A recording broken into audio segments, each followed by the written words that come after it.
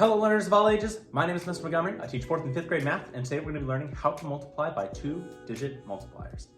Now, when it comes to two-digit multipliers, there's different steps that we use than the one-digit multiplier. With the one-digit multiplier, we took the ones place and multiplied everything on the top. But now we have a two-digit multiplier, such as 34. So I've listed out step by step to make it a little bit easier. I also will have a handout sheet for you later in class that'll help walk through the step-by-steps of multiplying by a two-digit multiplier.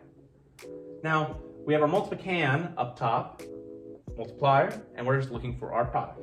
First step, we're going to start with our ones place and multiply this ones place number in the multiplier times everything on the top of our multiplican. Well, we can see in step 2, we did that. 4 times 2 is 8, and 4 times 1 is 4. But step 2 shows me that I'm crossing this number out. I have nothing left to give. It has already multiplied everything on the top that it can. There is no value left that it can possibly give. So I bring down a 0 to show that I have nothing left to give for the next step. Step 3 is to go on to the tens place in the multiplier and multiply this 3 times everything on the top, starting with the smallest number and moving its way to the larger number. So 3 times 2 and 3 times 1. Now I did that in this step. 3 times 2 is 6, and 3 times 1 is 3. And step 4 has me circling that addition symbol. These two are called partial products. If we add the partial products together, we will get our answer. So 8 plus 0 is 8, 4 plus 6 is 10, carry the 1, and 3 plus 1 is 4. So my answer is 408. Now I'm going to be leaving this up on the side. It does take up a little bit of space, but I feel it's very important that you have a visualization of how the steps work. We have our problem, 175 times 32. We're going to start in our ones place in our multiplier spot. So 2 times everything on the top, starting from the smallest number, going to the biggest number. 2 times 5, well that's 10. I'm going to carry my 1 up here. 2 times 7, that's 14. 14 plus 1 is 15. And 2 times 1 is, oh, I forgot to carry my 1. Whew, make sure that you always carry.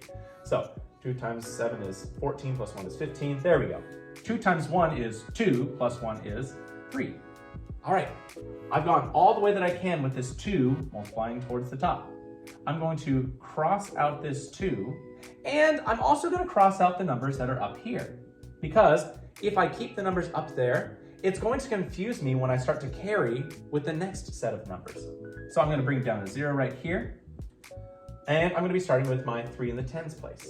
3 times 5 is 15. Do you see what I mean? Now I have a new number 1 here that would confuse me with this one, and I would add both of them together. So make sure you cross out your first set when you cross out your first digit. All right, so I have 15. 3 times 7, that's 21, plus 1 is 22. 2 up here, carry it. 3 times 1 is 3, plus 2 is 5. Now I have my two partial products that I can add together. 0 plus 0 is 0. 5 plus 5 is 10. Carry it up here. 3 plus 2 is 5, plus 1 is 6. And 5 just stays the same. So I should have 5,600 as my product. Let's do one last example. I have 48 times 36,219. Well, because the commutative property says that I can flip them around, I'm going to have this number, 36,219, be my multiplican, and 48 be my multiplier since we're working with two-digit multipliers. Well, now I can multiply like I regularly would. I would start with my ones place and multiply everything to the top, starting from the ones place and going all the way over. So 8 times 9 is 72. 8 times 1 is 8 plus 7, that's another let's see, 8, 9, 10, 11, 12, 13, 14, 15. 8 times 2 is 16, plus 1 is 17. 8 times 6 is 48, plus 1 is 49.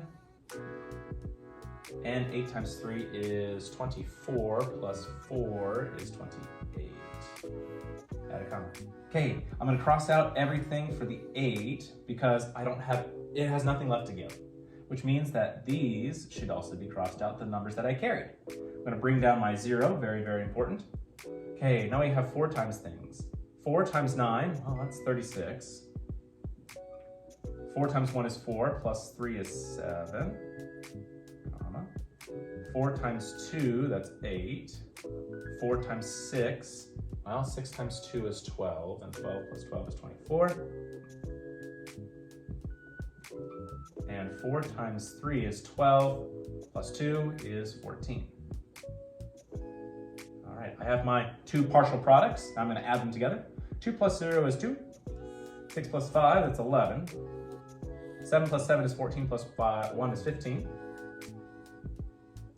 9 plus 8, well, 9 plus 9 is 18, so that'd be 17. Actually, I forgot to carry my 1, because it's 4, yeah, so it would be 18.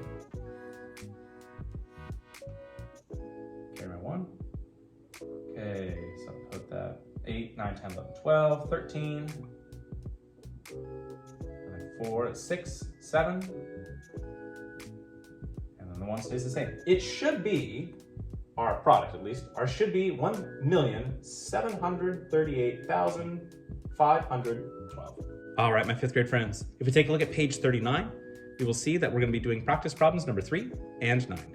The directions say use random to estimate, then multiply. You can just multiply to solve the answer.